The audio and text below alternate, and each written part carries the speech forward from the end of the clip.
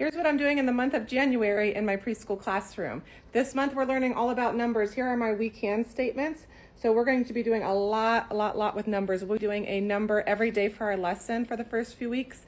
We're talking all about winter. How do you know it's winter? We're also doing a lot of science experiments. One of our standards is we can guess what we think will happen. We can look at something that happened and guess why it happened. I put some letters and numbers in ice and we try to guess how we can get it out of the ice. We're also learning about solids and liquids in January. At the end of the month, we'll be doing a lot with shadows. My favorite is shadow show and tell. I'll make a video of that soon. Something we started doing 2 years ago is the number a day, and I could not believe afterwards I reassessed numbers, and I would say 90% of my students knew the majority of their numbers 1 through 9. So every day we do a different multisensory activity with a number, which makes sense because that's how we do our letters too. That's how they learn their letters, is we're doing our multisensory. Here's my letter table set up. So it's always hands-on multisensory learning. So we do a different one with numbers every day. For instance, for the number 1, where we have a number hunt. Let me find that. For the number 1, we'll teach the number 1, we'll count the number 1, we'll find it on our number line, and then everybody gets to circle all of the number 1s in this paper. For number 2, they'll be we have a paper where they're tracing the numbers, so they'll just have a number 2 paper. They'll be tracing the number 2 over and over.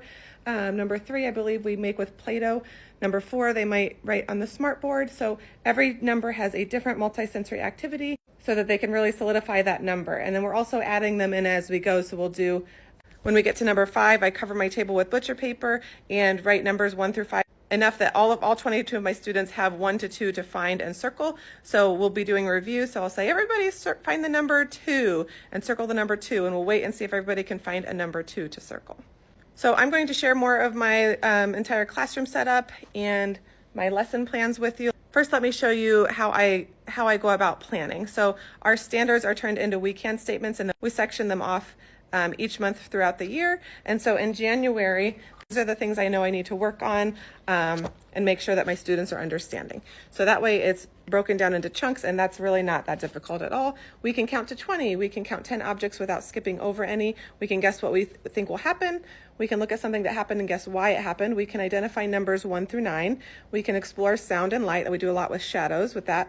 We can explore the environment. We can put shapes together to make new shapes. With that, I have like our blocks in the block center.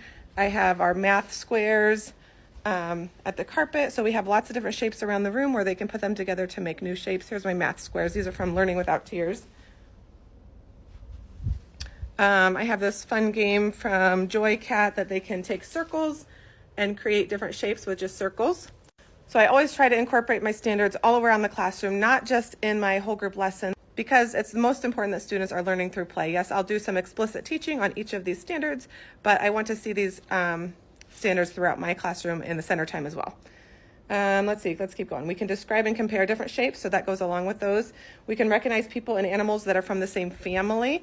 So we have lots of books with that, and I read the book, Are You My Mother? And then each student gets one of these cards. I'm going to laminate these and put them on a craft stick. So everybody will have either a mother or a baby. After we read, Are You My Mother? Students will walk around and find their mother. Let's see, I think I had one more on here. We can explore solids and liquids. It was kind of just a quick overview. I'll try to do more on my specific lessons and centers here soon.